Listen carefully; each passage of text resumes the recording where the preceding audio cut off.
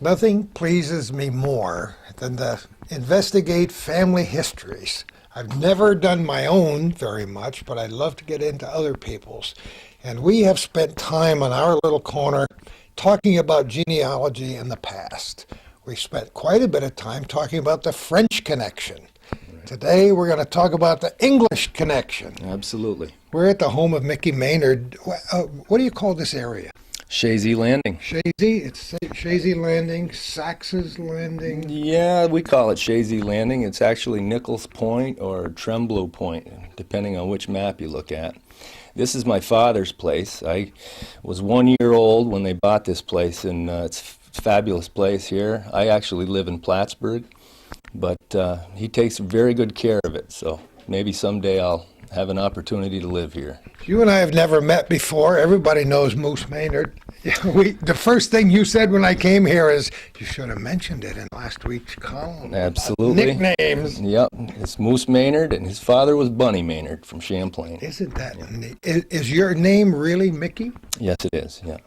Mickey James. Yep. Mickey is very often a nickname for Michael or some other name, so that's cool. Right, yeah. No, I'm proud of it. I love it. Unique. Well, I had no idea that you were into this genealogy thing until Calvin pointed it out one day, and I started to check out this website, and you made me burn the midnight oil without my full intention of doing that the first night. Yeah, this is something I started a handful of years ago. I taught myself to write HTML for the purpose of setting up this website. It's a project that I'd been doing for a number of years, and I practiced with my fishing pictures, and ended up eventually publishing LakeChamplainAngler.com. When I got proficient with it, I came back to the genealogy, and we set up a website dedicated to the English settlers of LaColle, Quebec, and that's what we're here to talk about today. Because these are your ancestors. A number of them are, yes, and that's how I got interested in it, yeah. Did we whet your appetite yet? If not, stay tuned. We're going to have a great time today.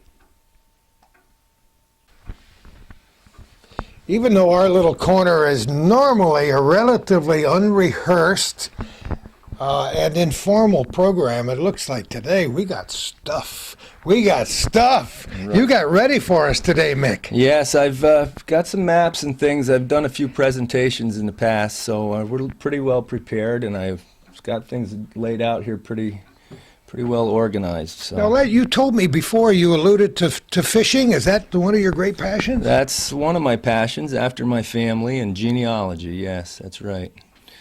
Absolutely. We came here and we met your son, who just came back from fishing, showed us a nice bass, some perch. He's gone out on one of his first solo expeditions today.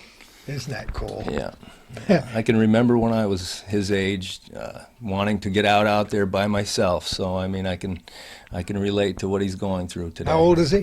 11. And what's his name? We might as well. Marshall Maynard. I love it. It just rolls right off the tongue, doesn't it? Yes, it does. Yeah, I love it. The last thing Mickey said to him was, "I'm going to be busy. We're going to be talking for a while. You have to find something to occupy your time."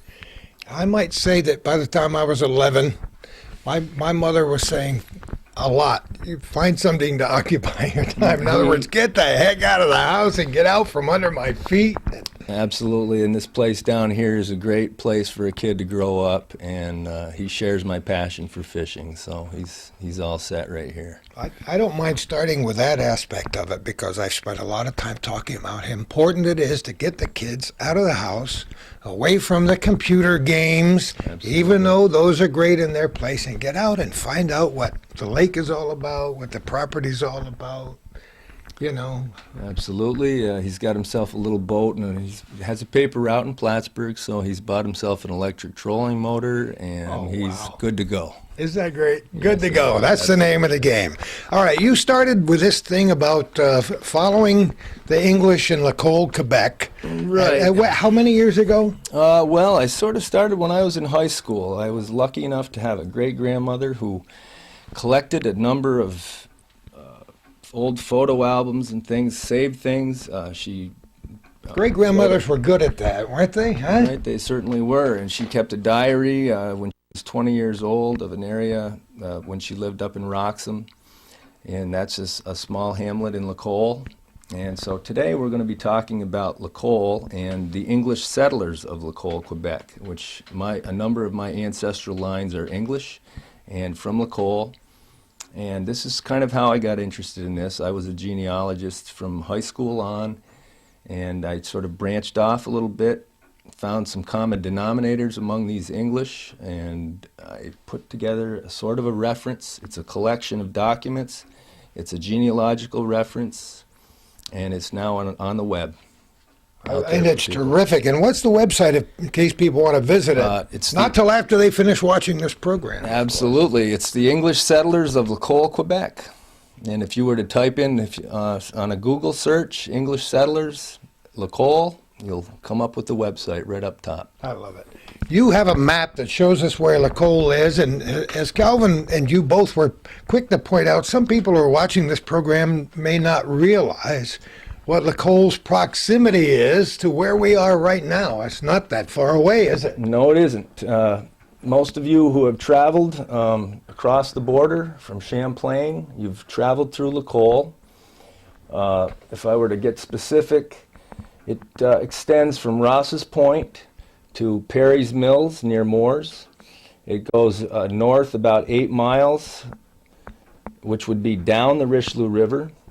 And on its northwest corner would be the Henrysburg Methodist Church, which you see here. A lot of people would recognize that church if you drive to Montreal. On the left-hand side. Absolutely. Gotcha. People would recognize that church if they drive along Route 15. It's that little church that you see as you get into Canada, about 8 miles up. You have really done things up right here. It's wonderful for us to be able to go through a progression from the beginning. Did you start collecting things besides your great-grandmother's memoirs? Yes, I did. I sort of have asked a lot of researchers and people that are related to some of these English settlers to donate some of their precious photographs, letters, documents, and so on. So we've established a collection of documents that's out there for folks. In a lot of cases, they're just black and white copies, but very pleased with what I've done here and what people have done for me and for this reference. I think it's a legacy that'll live on past my years, and it's going to be eventually placed in the Hemingford archives for everybody just to go and use. I'm privileged to know what I do about my genealogy, and I want to be able to help others. You know, besides fishing, I can't think of a much better avocation, if you will, or hobby than genealogy. Because not only are you finding out your heritage, but you're connecting it with the entire area, and that's kind of neat. Absolutely. You'll find that a lot of these settlers had descendants that came across the border, settled in Champlain and areas west for sure. And many of them are in Plattsburgh, Moores, Rouse's Point, and definitely in the vicinity. Now we're talking, sometimes we talk with people who have delved into their heritage, their genealogy, if you will, and we go back to the 1600s, in other words, the 17th century. In this case, when we're talking about the English settling in LaColle, we're going back to the early 19th century, right? That's correct. This is a period around 1820 that the governor of Canada, Lord Dalhousie, opened Canada up for settlement. It was after the War of 1812. Things had settled down. And it happens to coincide with a simultaneous post-war depression that England was going through. And instead of taking these poor farmers under their wings, the parishes offered them a chance to immigrate to America. And a lot of them came to LaColle, specifically from Yorkshire. And I found there was a common denominator, and I found that there were several actual common denominators as to why they came here. And certainly linguistic barriers were one of the reasons. They settled together so that that was an issue. But there were also military officers who were seigneurs of the area of LaColle. And to get into it a little bit, LaColle is actually a seigneury.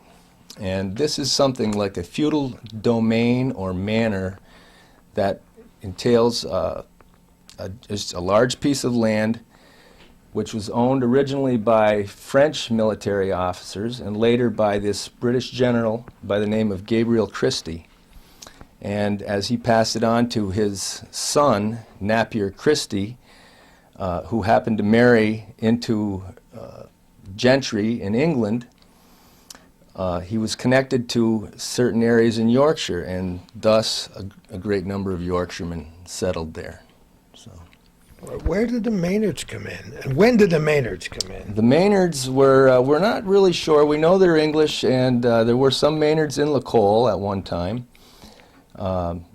One was the wife of one of our early ancestors that came from England.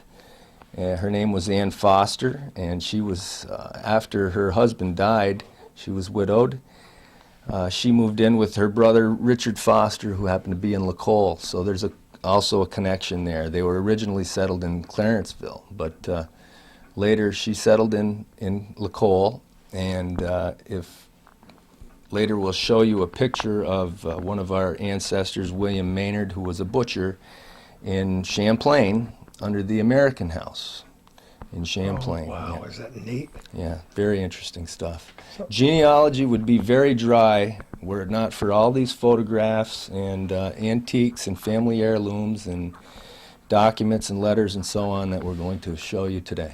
Calvin and I have done a lot of programs, and before me, the late Bob Vannon, we talked about him before the camera ever began today, because he was a collector of all kinds of things, and my wife has called me a pack rat, sometimes affectionately and sometimes not so affectionately. I can understand But that. you like to gather things too, don't you? Absolutely, yeah. We've gathered up quite a collection of photos, documents, letters, that sort of thing. Again, we need to get into it a little bit here and start explaining to you what some of these things are all Please do, and start wherever you like, Mick. about. All right. Well, to get into the history of LaColle just a bit, as I mentioned, a feudal domain or manor, a seigneury system was set up by the French, patterned after the system of feudal system in the mother country, France. And the British chose to, after the 7 Years' War, to retain the seigneuries. And the British military officers, like Gabriel Christie, were the first ones on the scene, so they were able to purchase these lands and so on, and it was lucky for them, and then the British allowed them to keep them.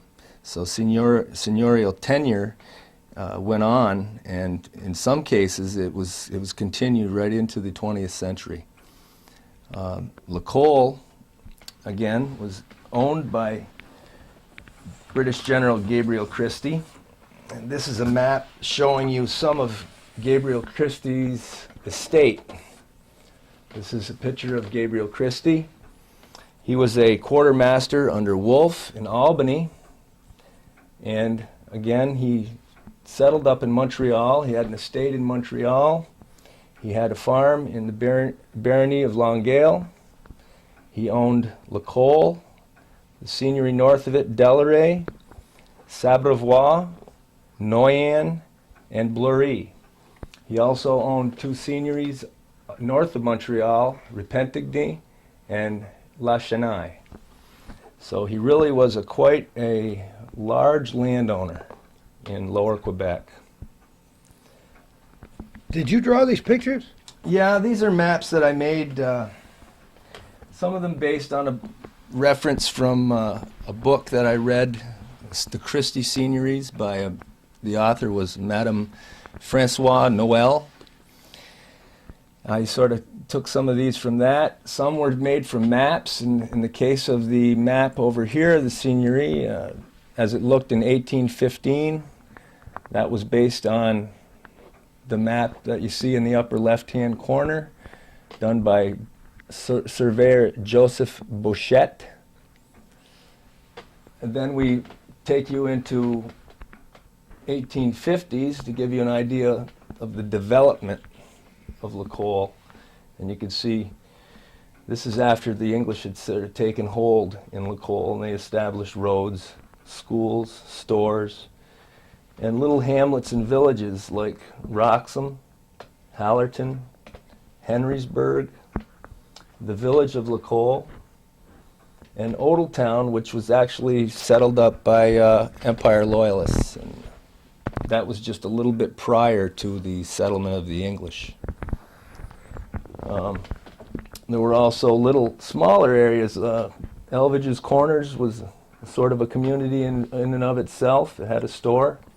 Harper's Corners had a schoolhouse and a church. And they also referred to it as Beaver Meadows. There's a cemetery there.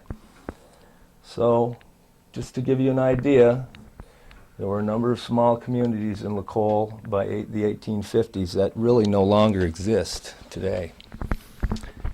We have a lot of ghost towns here in Clinton County, and that's true in Canada, all over Canada too. Yeah. Towns that were popular, fairly large, had some mills and mining and so on, but just don't exist except in memory anymore. That's right, and it was basically the advent of the railroads that tended to close these towns and made Champlain what it is today. Some of the bigger towns remained, obviously, but with the railroads, a lot of these smaller towns sort of disappeared into the countryside. You spent a lot of time in LaColle and over the years? I have. I've done a lot of research up there. I've worked with the people just to the west in Hemingford, and so I've, of course, gone through all the cemeteries. And I bet you have. I've spent a little time visiting with my good friend and historian who was also very helped out quite a bit here with this reference, and that's Mr. Jean Lebrun. I'm sure you know who he is. We spent some time with him, and I must say it's a wonderful time. Yep. The man is a walking encyclopedia. Absolutely. He helped me out immensely, get together with a lot of this genealogical business, and I could always refer to him if I had a question about what was going on. We did a real special segment with him about the Canadian side of the Battle of Plattsburgh in the War of 1812, and Yep.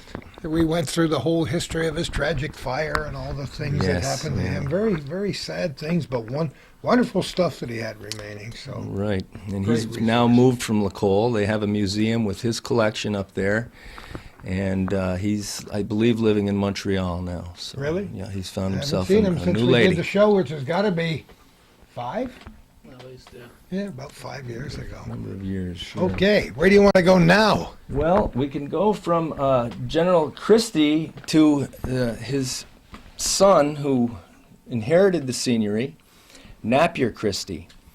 Napier Christie married the daughter of one of the governors of Montreal, Ralph Burton, and as a result of this marriage, he became he held titles as Lord of Hotham Hall in York and Hall Bank in Beverley, Yorkshire, England. Now, as it turns out, a number of these settlers, these English settlers who came to LaColle, came from the area around Hull and Beverley, and in the Vale of York as well. So there was a connection there. There were also some soldiers that were here during the War of 1812 that were English, obviously, and they also purchased various pieces of land in the seigneury. So they were the nucleus of how this sort of settlement and this wave of immigration came to LaColle. To get into a little bit more specifics about it, certain families that, like the Cookman family, perhaps a number of people would know who they are. The Cookman family was a fairly prominent family up in LaColle. This Francis Cookman came from Hull. His brother was a mayor of Hull, and his nephew was a ship captain. And here I have a picture of Captain George Cookman. Captain George Grimston Cookman was a Methodist minister for the U.S. Senate, a chaplain for the U.S. Senate and a Methodist minister. He was also, at age 22, had been over here and back to England twice that we know of.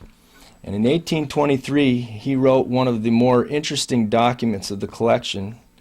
He titled it Hints to an Immigrant. And he said he dedicated it and gave it to his uncle Francis Cookman in the year 1823. And it is a very interesting document. It pertains to a lot of the aspects of immigration. It tells you how to basically immigrate from Hull across the canal to Selby and on to Liverpool, which ships to take, how to assess a ship for its rigging, its sails, and so on, how to carry yourself when you come to America, who to visit, and so on. There's a map here. He's drawn a map. You're familiar with Sackett's Harbor, I'm sure. Absolutely. He tells you how to get from England to St. Lawrence, stop at Quebec, and then we would change ships from Quebec to get a sloop to go on to Sackett's Harbor. And his brother, Francis Cookman's brother, was living down near Utica, so he takes him on the journey from Hull all the way to Utica. And very interesting bits and pieces in here, things like what furniture to bring, what kind of bedding to bring, what kind of trousers to wear. They told him not to wear the knee briefs. Make sure you had a good full-length pair of trousers. Isn't Hold your head up high as an immigrant, because America was a free country and you had every right to be there just as much as anyone else. And just a very, very interesting insight here. Sort of ended up tucked away in somebody's family collection. Was and it handwritten? Handwritten, yes, and excellent handwriting for a 23-year-old. Did he write it for posterity? Did he write it for his... He wrote it for his uncle as a reference on just to carry with him. He named people, he named individuals to go see, and just, again, very, very fascinating document. A very early how-to book, huh? It's kind of like that, yes, that's neat? right. Yeah. Plus, the script is beautiful. That Yes, great it is. flowing Yes, it is. script. Just one of the more interesting documents that we have in the collection. How did you come about it? Do you mind saying? Yeah, it was an ancestor, a common ancestor, so I found another descendant who descended from the Cookmans and also descended from an ancestor of mine. Just happened to have this in their family collection, luckily tucked away with photographs and so on, and she was willing to donate us a copy, so we certainly appreciated that. And now it's out there, it's on the internet for everyone to get a look at. I think that's just terrific, and it points out the necessity for people to take those things out of the drawers and out of the closets and either show them to you or to donate them or to put them on permanent loan to some historical association or museum or special collections. Absolutely. At Plattsburgh State. You've used myriad resources, lots of different... Yes, I have. Of course, McClellan Collection is one I've used from out of Plattsburgh State, special collections there. Not just the cemetery records, which were fascinating in and of themselves. These McClellan father and son who transcribed the cemeteries in the area back in the 1930s did us a great favor, because a lot of them have since weathered and are no longer legible.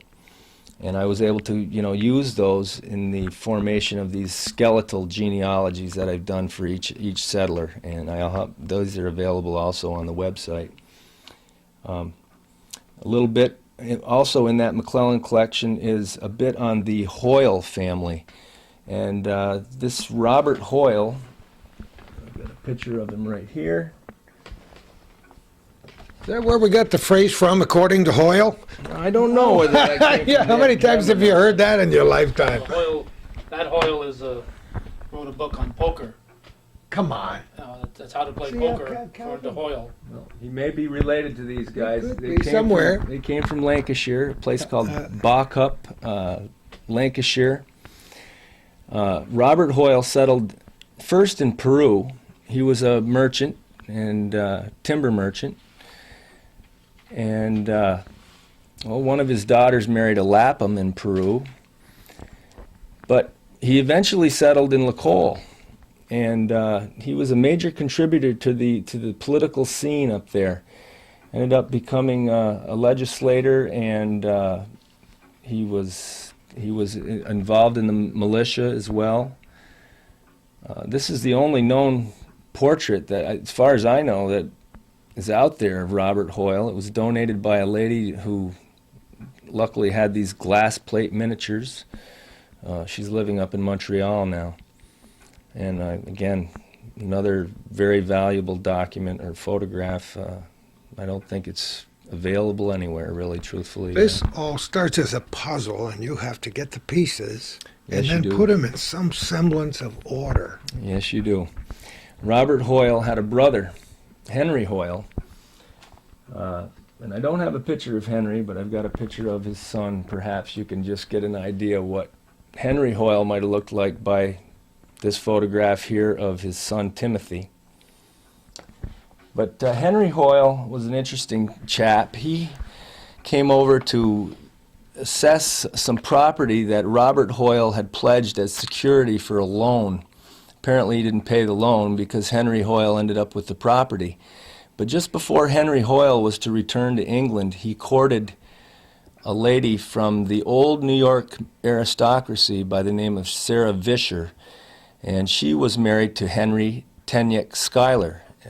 Henry Tennyec Schuyler was obviously related to Stephen Schuyler and Philip Schuyler and so on. She had her own ancestry that was connected to the President Martin Van Buren, who was her cousin. And she was a Vischer, so there were military officials in her family as well. But he had a falling out with his aristocracy in-laws. Ended up burning a bunch of family portraits on their front yard down there in Troy, New York, and about 1824 took her and her children and 3 of their own children and moved here to LaColle. And he eventually became the seigneur of LaColle, the significant landowner. And in French, we would refer to that as the seigneur usufruitier, which means, again, significant landowner. Henry Hoyle had a lot to do with the development of LaColle and bringing sheep and bringing agriculture to LaColle. So, again, the Hoyles were very influential in the political, social, and mercantile structure of LaColle. Yeah. Wonderful stories. You have so much to show us here. What? Right. Calvin stopped the camera for a moment to mention that there were some famous Hoyles in Champlain and Rouse's Point. What do you know about them? Absolutely. They're descended from Henry Hoyle. This is Henry's son, Timothy. Timothy and George V. Hoyle established a bank in Champlain and a railroad in northern New York. It was the Ogdensburg and Lake Champlain and Ogdensburg line, which eventually became the Rutland Railroad. So they were definitely influential members of Champlain's community, for sure. They married into the Whiteside family and into the Pliny Moore's family also. So there's a connection between the Moores and the Hoyles and the Whiteside and their genealogy. And the circle goes around. It's just amazing, the relatives that these people had. The aristocracy from Troy, again, and then the Whitesides, who were very wealthy, and the Pliny Moore, who was the founder, basically, of Champlain. They were sort of all intertwined genealogically. So. I wonder if there are any Whitesides left. There was a Whiteside who was my high school principal when I was. I believe there are a few descendants around. My father's a trustee of the Glenwood Cemetery, and from time to time, people will come up and visit that are connected to some of the Hoyles and the Whitesides as well. And the Nyes are another one. Now, Robert Hoyle's wife was Elizabeth Bartlett Nye. This is a photograph of Elizabeth Bartlett Nye. her brother Freeman Nye and Bartlett Nye, both brothers, were also very prominent people in Champlain, prominent individuals, landowners. They had a lot of land also in LaColle as well. So there's a connection between the Nyes, the Hoyles, the Whitesides, the Moores. It's quite an interesting weave, or web, as we say. All right, we're back on again. Calvin's adding his 2 cents worth because he's very familiar with the history of his area. Right. And he talked about Hoyleton. I never heard of such a thing. Right. Apparently, in just south of Ross's Point, there was a little bit of a community that established a post office, and they named it Hoyleton, and it eventually merged with Ross's Point. So it was a part of Ross's Point, apparently. And he mentioned Nye's store. Right. Nye's store, that was Freeman and Bartlett Nye. They set a store up in LaColle along the border, just after the War of 1812, and possibly during the War of 1812, to supply the settlers in that area. Yeah. Quite interesting. Quite interesting. All right, next. Okay, I'd like to get into a little bit about some of the other settlers from LaColle, some of the other English settlers. One was named Joseph Caddy. He came following his brother in about 1823. His brother came and really had no children, but this Joseph Caddy, when he came, he had quite a large family. Now, these are some of his children here. After they grew up, I mean, they're a little bit older, but this is Robert Caddy. The Caddy family ended up owning over 1,000 acres of property in LaColle and Hemmingford. Robert Caddy specifically owned a great deal of land on the eastern side of Hemmingford, land which is now part of Park Safari. Huh, no kidding. Yeah. This was Robert Caddy's property. Another son was William Caddy. He just happens to be an ancestor of mine, my great-great-grandfather. He was a councilman for Hemmingford and happened to go on a little trip to Australia during the gold rush, and we're lucky enough to have a little bit of I knew this was a treasure, but I didn't know what it was. Absolutely. We have a pin that was made from a gold nugget brought back by William Caddy from Australia in the 1860s. Oh, wow.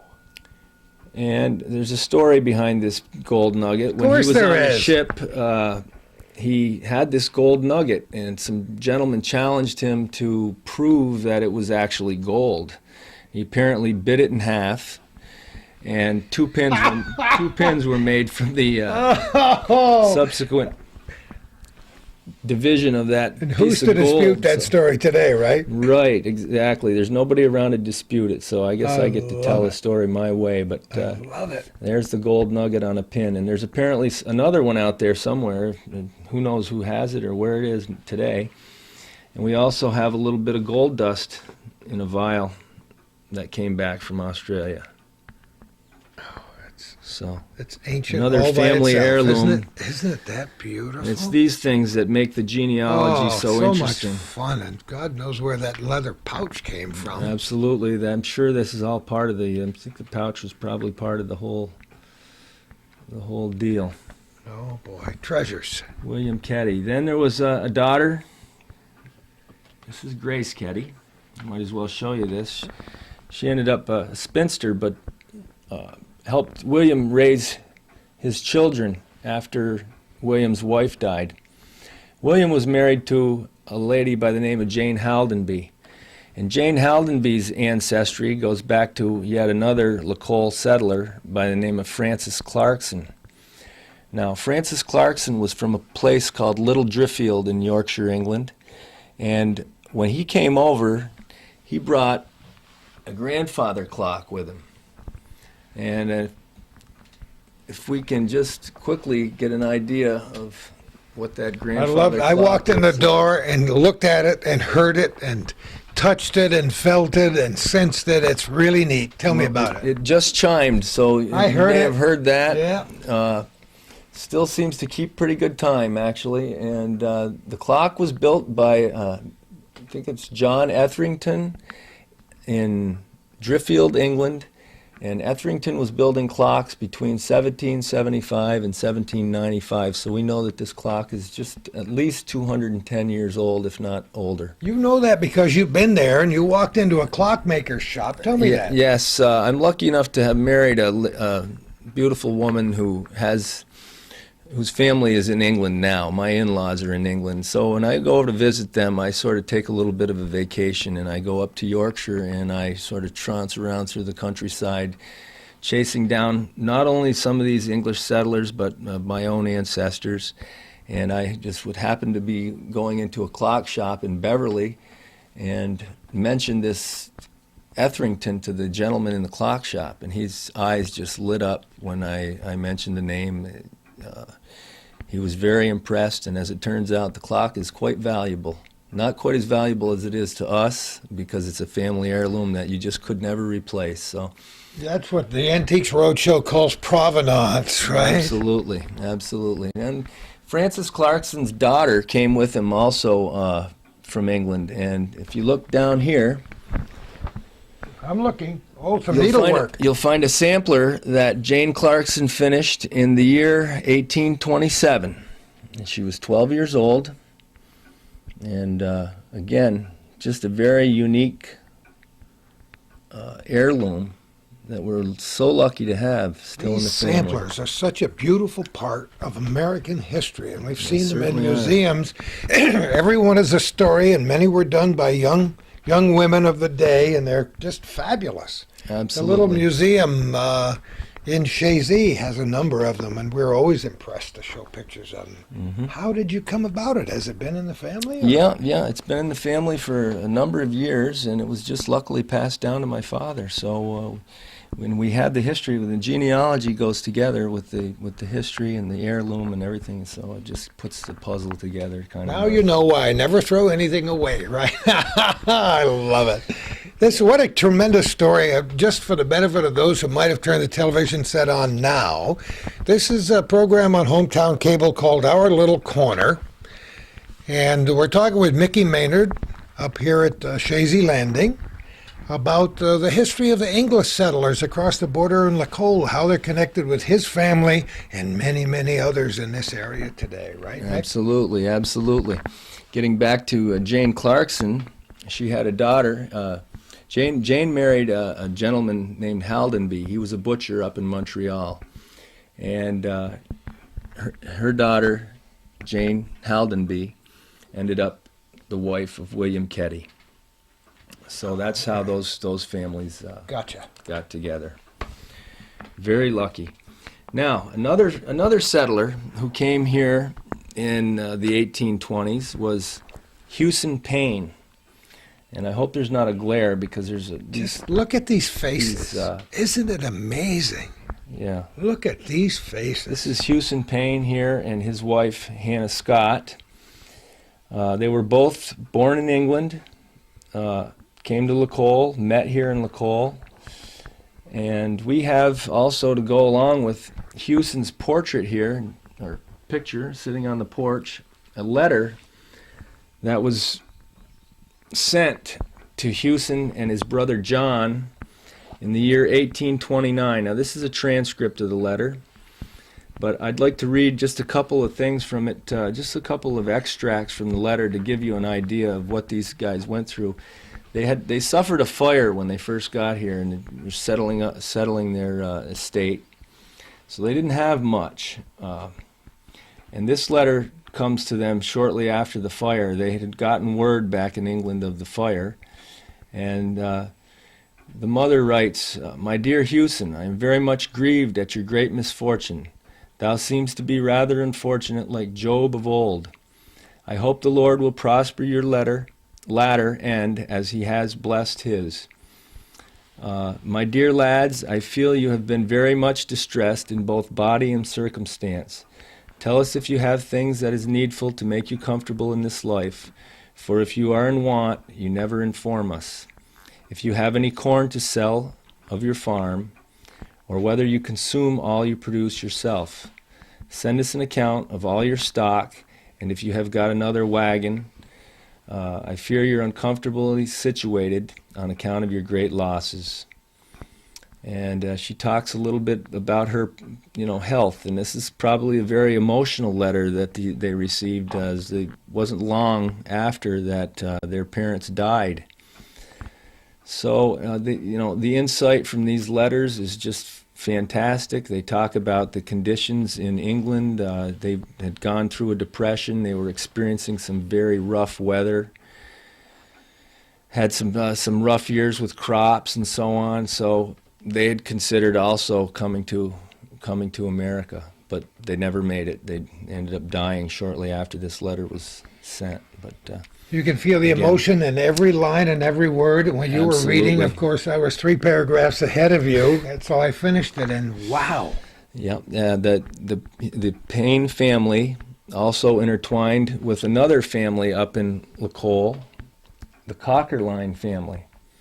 Now, this is a photograph of one of the first settlers, born in England also, John Cockerline. His descendants continue today to farm the same land that they purchased all those years ago. And just another very lucky and very grateful to the Cockerline family for donating this picture and many other pictures, as a matter of fact, of the Payne family. And we also got letters from this family. So they've been major contributors to this collection. And quite an interesting lad with his mutton chops. Mutton chops. Look at the. That's beautiful. Right, and that's a page right from their photo album. It was just sort of photocopied from the album. You can see the old frame was around it and everything. We should tell people here that when you get into genealogy, you got to be willing to spend more than a nickel sometimes to make copies of things in libraries and museums and various places. You have to enjoy traveling, because not only have you gone to LaColle, but you've gone right back to England. Yes, that's right. And you have to be willing to expend an almost inordinate amount of time. If you were to calculate how much time you spent just collecting and the things we've talked about so far, it would amount to hundreds and hundreds of hours. It certainly would. Just to give you an example, I've gone to Huntington and gathered microfilm from the old Gleaner newspaper out there to see what I could pick up, bits and pieces from these settlers and my own ancestors. And I think I've gone through I estimate about 2,000 issues of the Gleaner. Just scanned them now, but 2,000 issues, and I would bring those microfilm up to Plattsburgh State Library and sit there in front of those microfilm readers for hours, just going through the obituaries and so on to see what I could find, on these families. Do you find that people are generally pretty kind to you and offering you whatever information, or once in a while do they shut the door? How does that? How have you found it? Very rarely do people shut the door once they realize what I've got going on here. I've had certain individuals, a Dickinson, for example, that sent me just an amazing amount of things. He's given me copies of censuses, and people tend to share. They like to share. Other researchers really appreciate genealogy, and they love to share their things in most cases. And knowing that there's something out here like a reference like this, they want their work to be shown to others as well. So I think it's nice to be able to perpetuate it. Yeah, that's what I mean about people taking things out of drawers. And if people find out that you're making this search, perhaps this modest little program will even open a few more doors for you. That's what we're hoping.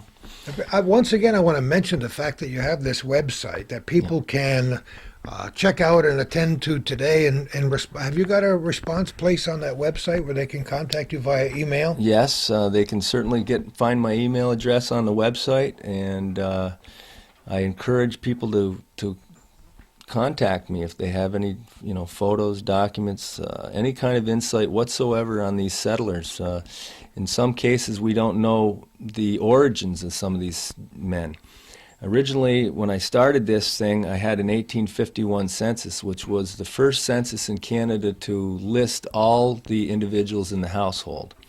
And it was that census that I began using to search for origins, parishes of origin for these individuals in England. I spent a lot of time at the Latter-day Saints Church in Plattsburgh, before their information was available on the web. It's now available there, but it was at one time only available through the church history centers. So I'd go up there and I'd search for origins of these individuals from LaColle, and come up with over 105, about 105 different settlers that I've attempted to trace, and of that 105, I think we've got about 70 traced back to a parish of origin now. So again, if anybody can help me with this tracing of those other 30 or 35 people, I'd be glad to hear from them, The Mormons are a wonderful resource for genealogy, and if anybody's ever studied why, you'll know it precisely, but they're a resource here locally and in Utah, and Yes, right. Well, there's the church on Dennis Avenue in Plattsburgh, and they have a family history center. They're set up with their computers, so you can go direct. You can order things from them. Again, it's also on the web now, so you can just do it from your computer in your own home. And I use the International Genealogical Index, which lists all the English parish registers. And from that, we were able to trace a number of these families. Yeah. So, talk about some of the other things. Okay, I mentioned a Dickinson family. There was a Thomas Dickinson who had a hardware store in Champlain, and he was originally from LaColle. And one of his descendants, Barry Dickinson, was kind enough to send a number of pictures and maps and so on from the Dickinson family collection. Another settler who has a lot of descendants in the area is William Acaster, and these are photographs from the Acaster. Well, this is the homestead, Acaster Homestead. It's located in Wroxham, or in southwest LaColle, directly across the border from Perry's Mills. This is a picture of... It still exists? Oh, yes. There's a lady over there, another lady who's helped me out in a great deal by the name of Mrs. Heller, who lives in this house now, and she's, another very knowledgeable person on local history. Oh, great. This is a photograph of one of William Acaster's sons, born in England, Robert Acaster. Look at the beard. Isn't this great? It's pretty impressive, isn't it? I hope you get a good angle on that, because it's kind of difficult sometimes to see that. What a beautiful shot. What would the date be, would you guess? I think this is about the turn of the century, so about 1900 in this particular picture. I love it. That's a great photograph. From the Acaster family also, there's another letter. Let me see if I can quickly find it here. A letter notifying William Acaster of his acceptance for ship passage to Quebec, and this is from 1827 from the captain. Just a little bit about it. William Acaster, your friend William Loudon from Buholm, was at my house on Thursday last and engaged me to go to Quebec. And finding that he was acquainted with you and also of your intentions of going, I told him that you had made application to me. And he goes on talking about another individual who canceled their trip, and so it was now available to William and his family. It says here, it's kind of a run-on sentence, but your whole passage money for yourself, wife, and 6 children will be 18 pounds. There. You should not come yourself, but send the money in a letter, and you may direct it to Captain Minette, East Parade, Hull, and you must be at Hull with your family on the 30th of March. I love it. Just a fantastic little bit of insight into immigration. Where'd you find it? This was from Mrs. Heller. She Oh, it happened was? to have this. Oh. Yeah. Yeah, I don't know whether it was left in the house or exactly how she got it. I assume from other descendants of the Akisters. There are other Akisters still living in Hemmingford. So, another very interesting little tidbit. Now, what I might do here is just to mention a few families. There's the Akisters from Beverly, Yorkshire, England. There's the Algers from Osmotherly. That's a new one on me. Some of these parish names are just also fascinating in their own way. There was a David Allison who was in East LaColle. William Beswick was in up in Stottsville, which is the northern part of LaColle. Richard Boyce, an ancestor of mine from Kirkdale, Yorkshire, England. Edward Brathwaite, he was important as far as establishing Henrysburg. He set up a store in Henrysburg, and the community developed around his store. Luke Bravender from Hackness, Yorkshire, England. Luke Bravender owned the property where the Wroxham Methodist Church was. Going on down the line here, we'll get John Cockerline again. He was in Henrysburg also. Charles Collings, a descendant of Charles Collings, owned the Commercial Hotel in Hemmingford, and his name was, everybody knew him as Uncle Charlie Collings. Francis Cookman, I mentioned a little bit about Francis Cookman, very influential person in LaColle.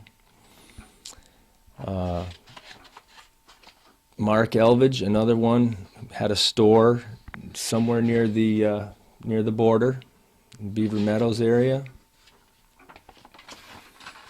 Of course, there were the Hoyles. By the way, the Favreau family in Champlain is also descended from the Hoyle family, I might mention. Oh, yeah. There was Richard Harper. There was the Keddys. Another gentleman by the name of James Magson happens to be an ancestor of mine, and a number of his family came over and settled in Moores. William Musson, another interesting individual from LaColle. George Payne, we mentioned him. The Smiths, they were a Wroxham family.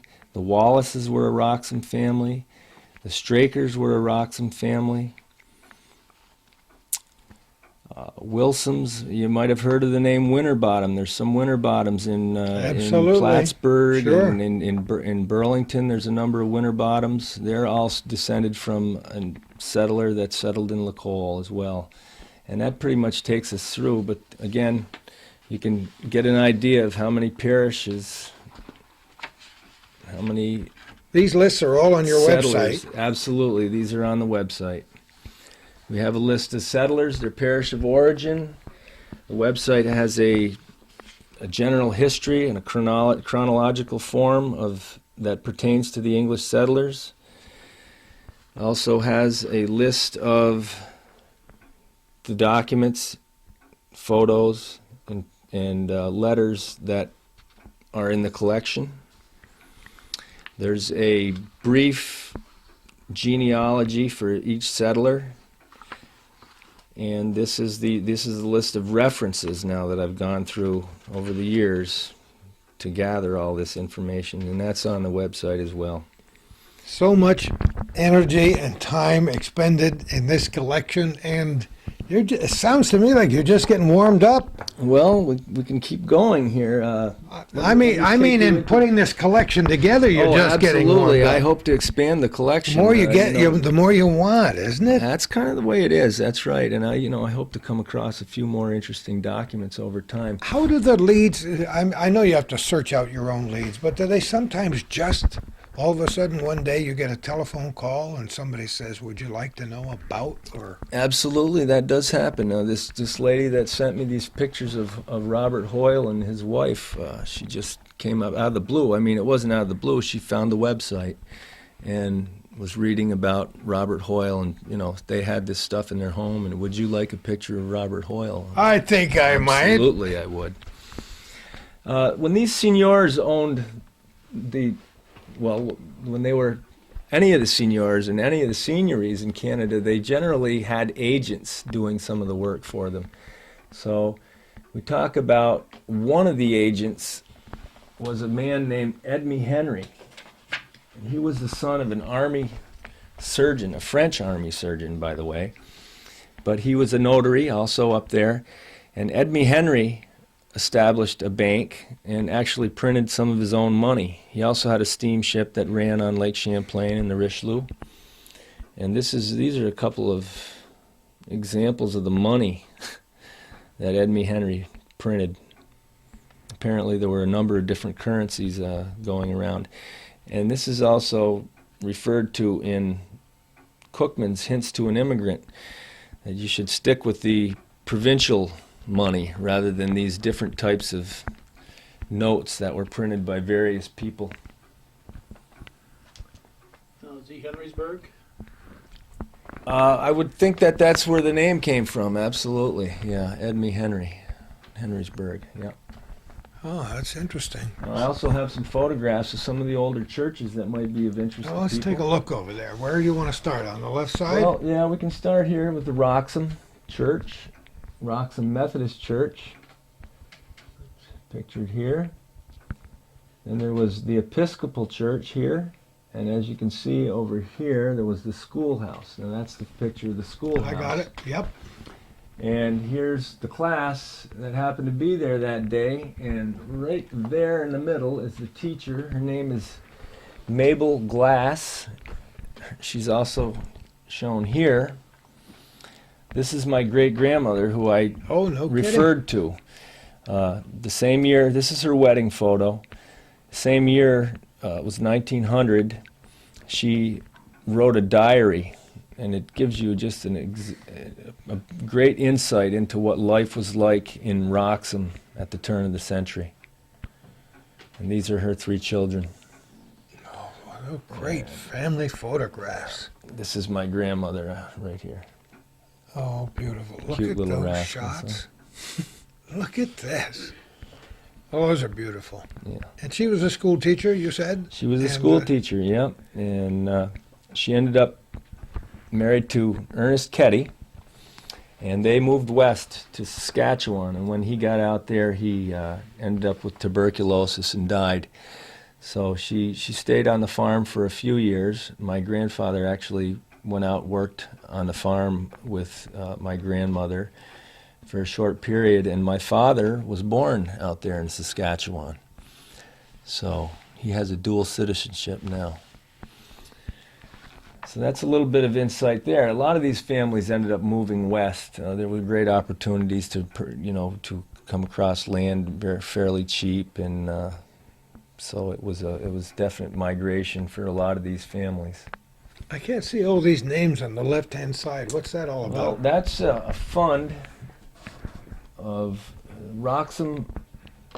group of Roxham people that donated to an organ for an organ for their church. And it tells you kind of like who everybody's paid up pretty much, but tells you what they donated. Gives you an idea of how much they donated to that organ fund. It was purchased in 1883. This one up here is a document from the Cookman family. It's titled The Hemmingford Boundary Dispute, but what happened was when they originally surveyed LaColle, if you look at, I don't know which map I've got here, that one, but on the western edge of LaColle, there was a dispute between Hemmingford and LaColle for some of these properties, and what happened was they surveyed it based on the river, from the river over, and apparently did so in the spring when the water was high. So they ended up with more property. Some of it was in Hemmingford, and so they had to settle that. That was settled in around 1799, I believe, shortly after Hemmingford was established. So those are kind of interesting things. Getting back to some of the other churches. Of course, there's the Henrysburg Church, Methodist Church, that you could see from 15 as you go north. On the left, there's the picture of the Henrysburg School on St. Andre Road. This one here is a Methodist church that was in Beaver Meadows. Of course, you've got the Odelltown Methodist Church up in the top right-hand corner here. Go down 2, you've got the LaColle Church of England, that's still there.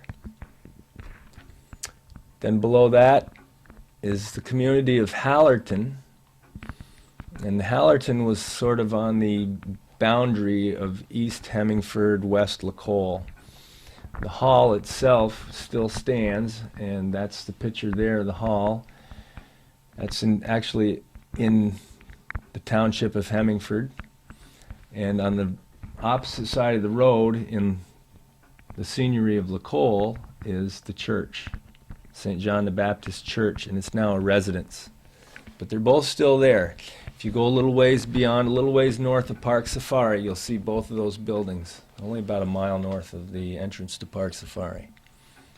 It's nice to take those trips once in a while and have you Absolutely. got a few before and after photographs? Do you take pictures every time you go up? Oh, well, I take a lot of pictures, that's for sure. Yeah. So I think I do, yeah. That picture in the middle is a kind of an interesting photograph. Ran in the Lake Champlain Weekly recently. I was trying to identify some of the people in the picture, and I know a handful of them, but I'm quite sure that was taken inside Hallerton Hall. And it was an occasion probably for this Robert Ellerton, who sits in the middle, in the chair in the middle. He was a counselor in Hemingford and a very prominent Hemingford citizen. I mentioned noticed in the list that you mentioned before was Edward, is it Braithwaite? Edward Braithwaite. And I Right? noticed he's on the top of a tremendously thick collection of Yes. documents here. What's that all about? This is part of the genealogical collection that I have. What I've done is taken the settler, tried to trace them to their parish of origin, in this case Bubwith, Yorkshire, England. I made a map Oh my goodness. based on a map of ancient parishes and chapelries in Yorkshire, and I was able to highlight where Bubwith actually is Yep. in relationship to Yorkshire. This would be Hull out here.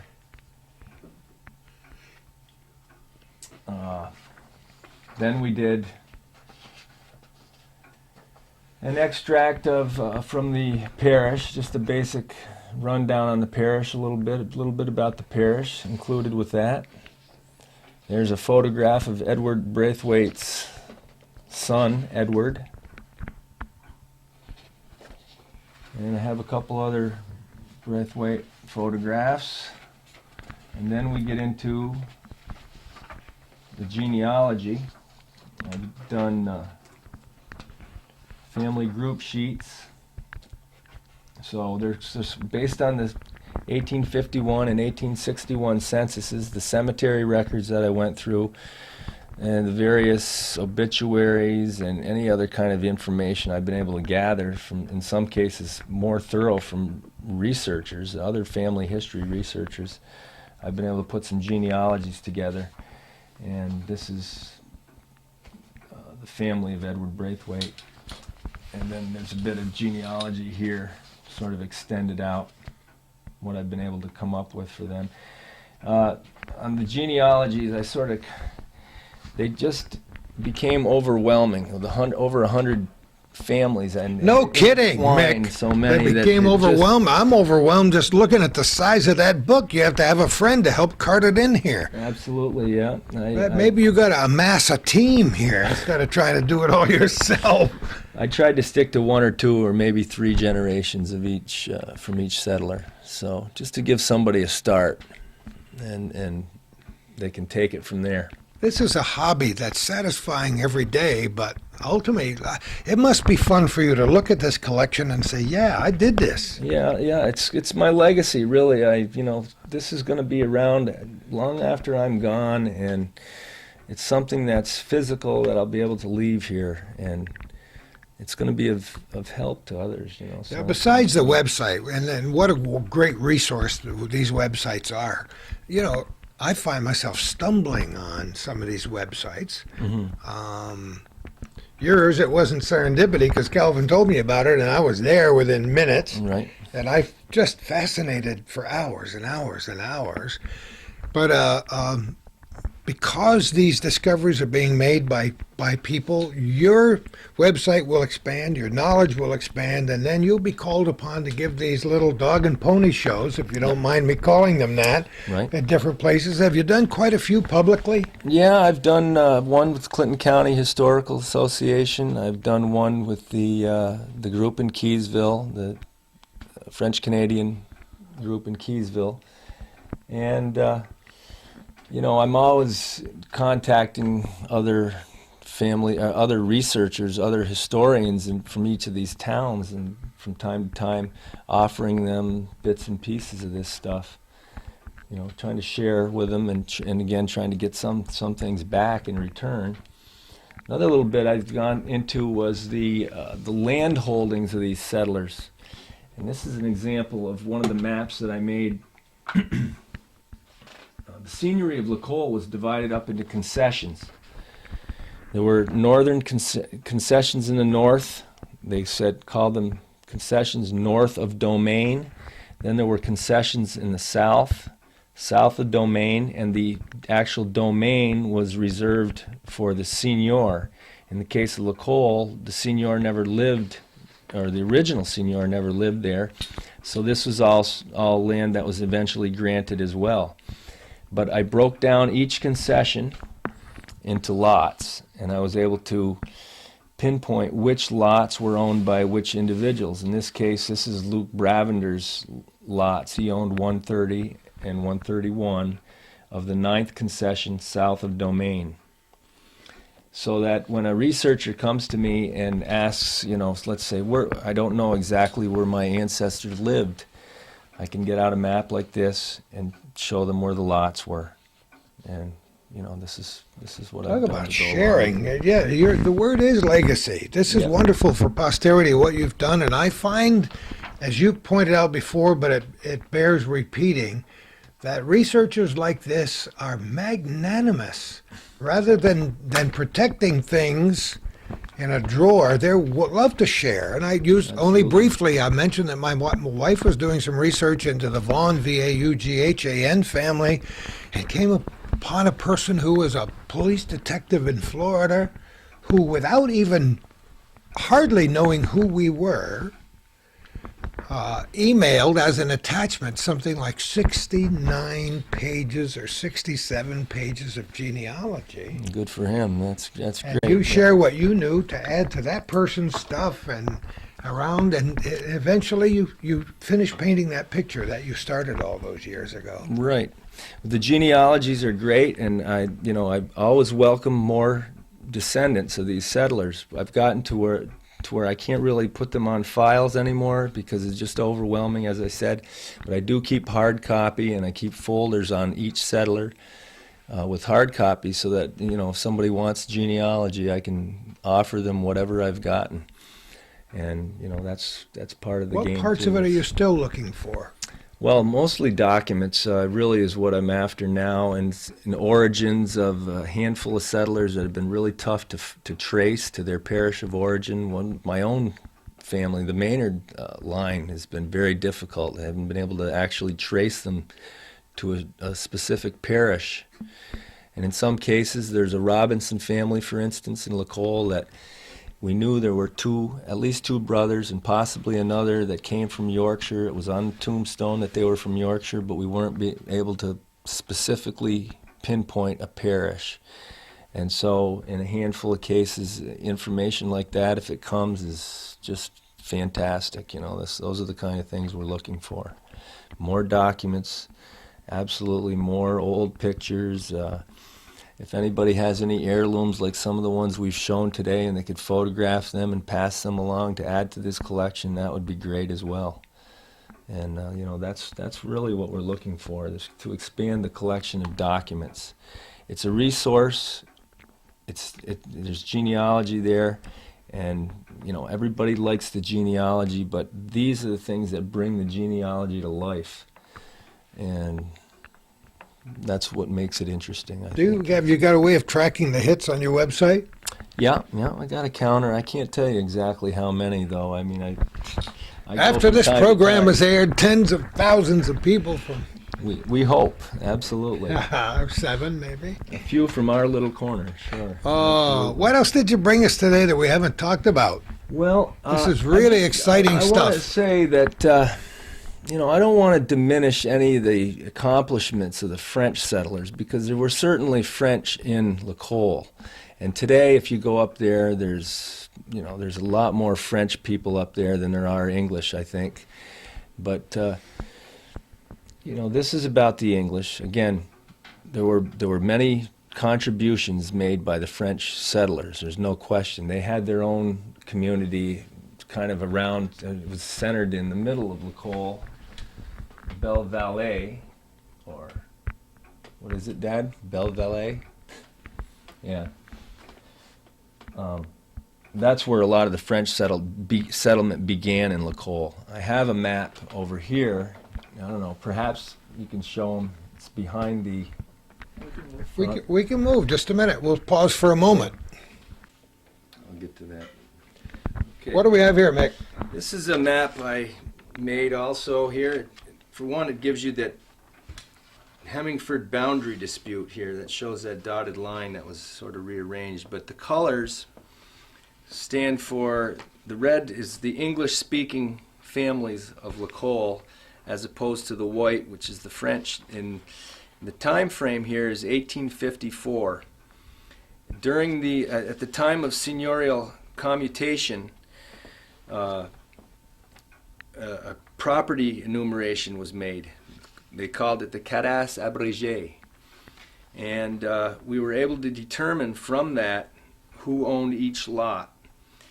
And they, again, with a seasoning of Irish and Scottish, this is mostly English folks here, and the English speaking in 1854. So that shows you that the LaColle was quite heavily populated with English speaking people as opposed to French. Now today, if you go up there, again, you're hard pressed to That find. balance would be flip-flopped, I wouldn't think it? so, yes, absolutely. Well, that's certainly an impressive map for that very reason. Yeah. Now, I should get into a little bit about the name LaColle. I think that might be a good idea at this stage in the program. Mr. LeBrun would appreciate that. Some have disagreed with his theory, but the actual written history of LaColle goes back to the date, July 4th, 1609, when Samuel de Champlain first came into Lake Champlain and discovered the lake. He stopped briefly at the mouth of a little tributary that went into the Richelieu, and he referred to the place, to the location, as LaColle. And when translated literally, that means the neck of a bottle, or that which is above the shoulders. And we assume that was a hill there that he looked at. And if you were to, the LaColle River comes into to the Richelieu at where the LaColle mill is, you'll see a bit of a hill, and that's what's referred to in his journal as LaColle, and that's the origins of the name LaColle. Oh, very interesting. Hey, what else have we got here, Mick? Let me Well- jump over here on this side. Right, this is a portrait also of my great-great-grandfather, William W. Maynard. He was the gentleman I mentioned that he had a butcher shop below the American Hotel in Champlain, and it was probably rather damp down there underneath. It was in the basement underneath Graves and Son Tin Shop, and he unfortunately caught rheumatic fever. They believe probably from the dampness or whatever, but he had some kind of an arthritic condition, as you can see, and he spent 30 years in a wheelchair before he died. Oh, my. So, yeah, that's he in the wheelchair, and his wife Elizabeth Boyce, also from LaColle. Mm-hmm. And then this would be a map of the ancient parishes and chapelries. I picked this up in Yorkshire at one of the archives, and it lists all the parishes in the area, about 1817 to 1828. That was a good resource for you, right Absolutely, absolutely. I was able to, really pinpoint where these parishes were. And based on this and my research, I was able to do another map, or another couple maps, which I'll show you real quickly. All right, we moved a half a step. What have we got here, Okay. Nick? This is a map of Greater England, and it gives you an idea of where the settlers came from. You can see just a couple of little dots here, a couple down in here. This would be Lincolnshire here, Yorkshire, and Lancashire would be over here. And, you know, again, this is the region that the majority of them came from. This is the River Humber. Hull is here. Scarborough up here. Whitby. Those are the major ports. And then Liverpool is over here somewhere. One of these two areas right here. So the dots are families, you said? Those are all families or individual settlers. Right. And then I went ahead and, based on the maps of the ancient parishes and chapelries, was able to actually show where each family came from. And I put the names of the families on the map. Wow, your work is amazing, and I don't think I've ever seen anything quite like this before. Well- I think it's a real tribute to the time. You spent how many years on this all told? Oh, that's been going on for, Since you were a teenager, so yeah, I sort of got at least 10 years, particularly into this. Yeah, I'd say a good 10 years on the English settlers, and then again I went back to really into my high school, so that's Yeah. all going on 30 years now. So But it's a collection, right? it's a collection. Absolutely. So that's 1820, circa 1820, huh? Yes, it is. Yeah. Now, did you freehand this map? How did you do this? No, I sort of used the other chapelry's map here, and again was able to put the families. You know, I overlaid this sheet on that, put the families where their origins were, and did it that way. Yeah. Now, do you check that website every day, or did you check your email every day, or I how check often do my you? email several times a day Yeah. because I'm always looking for things. You know, the whole website part was a project in and of itself because I had to learn how to build a website. I had to learn how to No small to job write. all by itself, right? Absolutely, I had to learn how to write HTML, which is a big job, and it's ever changing. There are new types of HTML out now, so we've gone back to tables, what they call tables, and that's a certain way to build a site. I practiced building the website by taking my fishing pictures and building LakeChamplainAngler.com, and that actually became almost as big a project. It's certainly a bigger website than the English Settlers, which is actually only 8 pages. Lake Champlain Angler is multi-pages. Goes on and on and on Yes, and on. yes, yeah. absolutely. So that's, kind of, that sums it up. It was about getting this reference and this collection out there for people to see and to contribute to and to share and ultimately, benefit from. So. Well, it's got to be rewarding to find somebody so excited about what you've done, and I'm just thrilled and delighted by all of this. It's wonderful because it gives me an education that I hadn't even dabbled in before we got here today. Right. But it's got to be personally satisfied. It is. When it you go is. to bed at night to look at the whole thing and say, yeah, that's pretty neat. Yeah, I think it's definitely a very satisfying. I feel privileged to know as much as I do about my ancestry, and you feel it. It's right. It's in you. It's the genetic connection, and If you don't feel it, you don't get it, as far as I'm concerned. Absolutely. How can you handle one of those photographs, or for me, even beyond the photographs, those letters? those letters. How can you handle the letter and read it and not feel it? Yeah, you have to feel the emotion in those letters.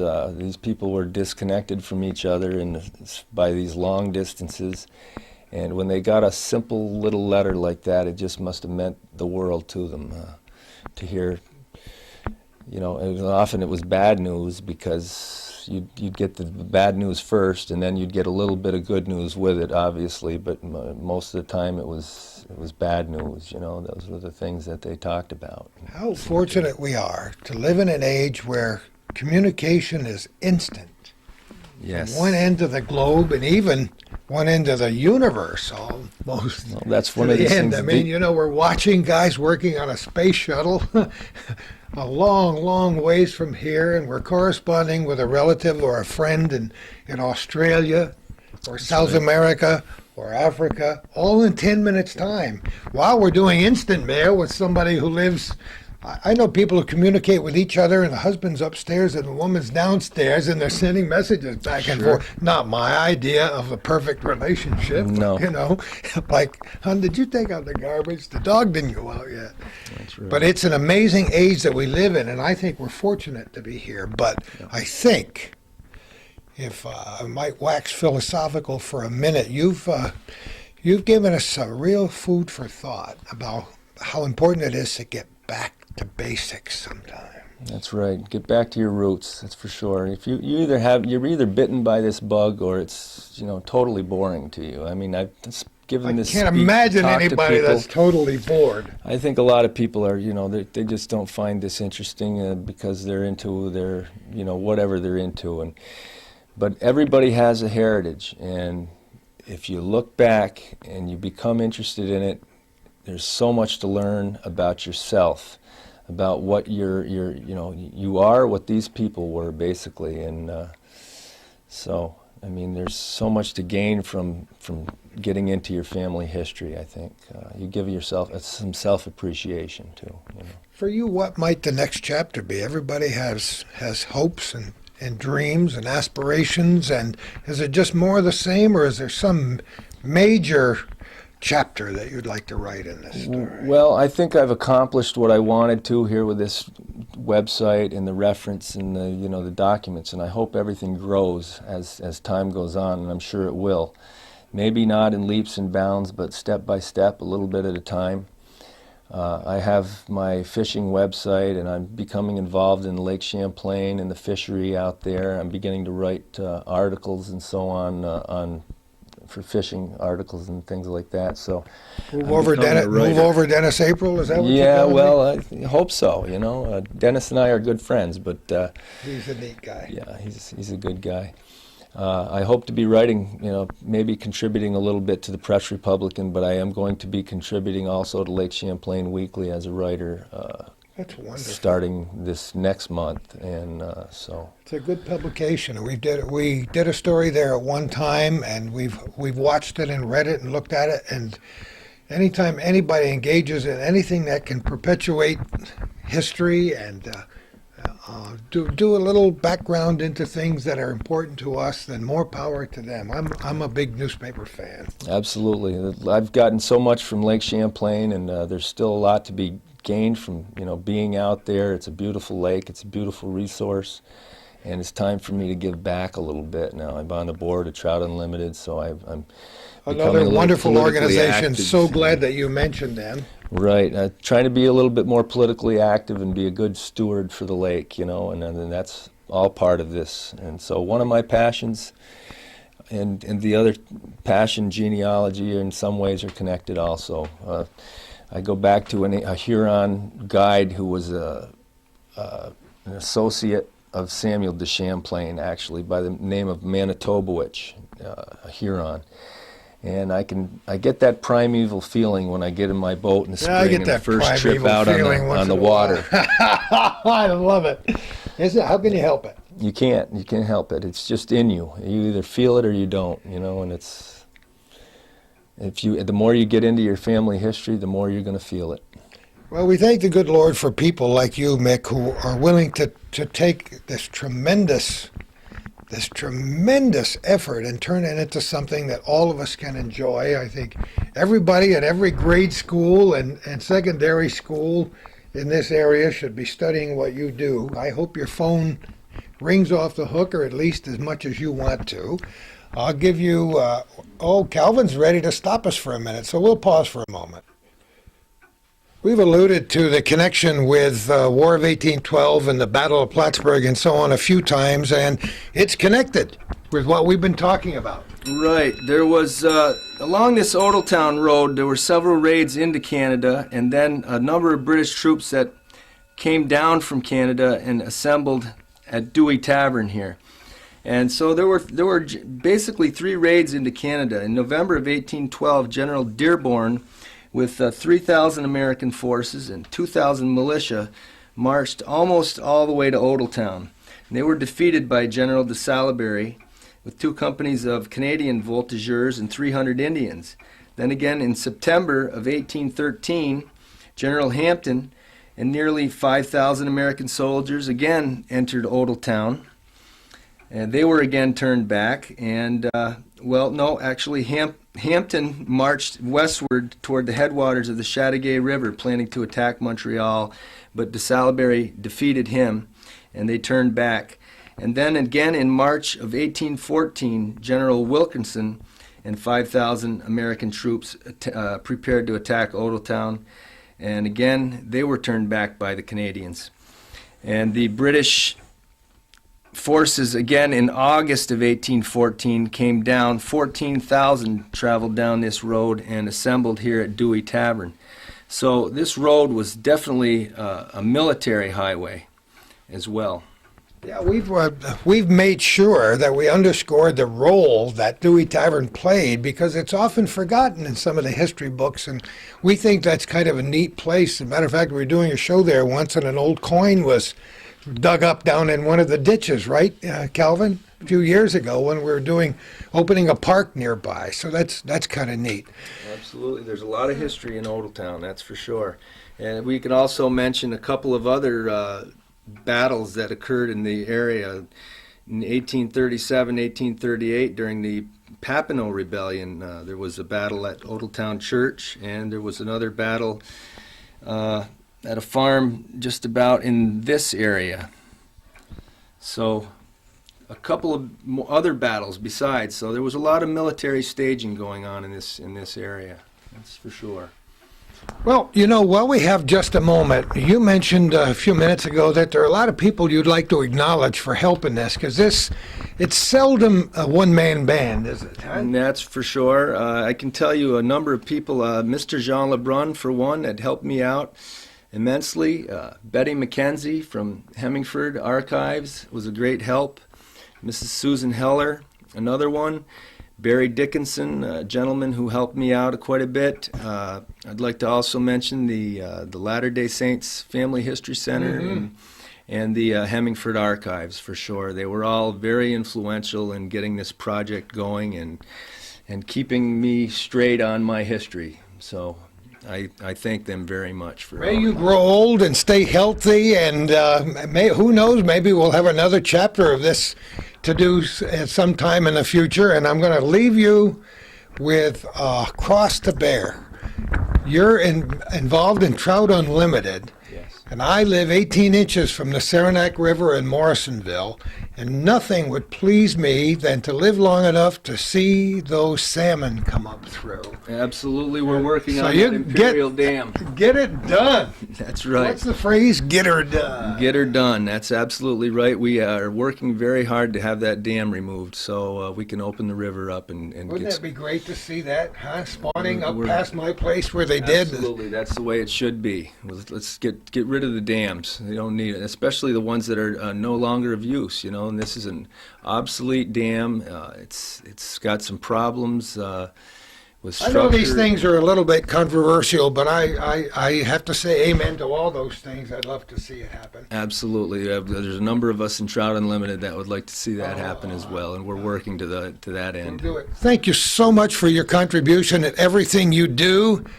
Thanks to Moose and Ann, even though they've been on the periphery of our discussions here today, should but thank them, yeah. we'll get to them next time, right? Absolutely, I do thank them. Mickey Maynard, thanks again for inviting us into this home, and Moose, this is a beautiful spot up here. Continue what you do for a long time to come. We like it. Thank you very much. Thank you. We're delighted to be here on this day in August 2005, and who knows where we're going to be next time for our little corner.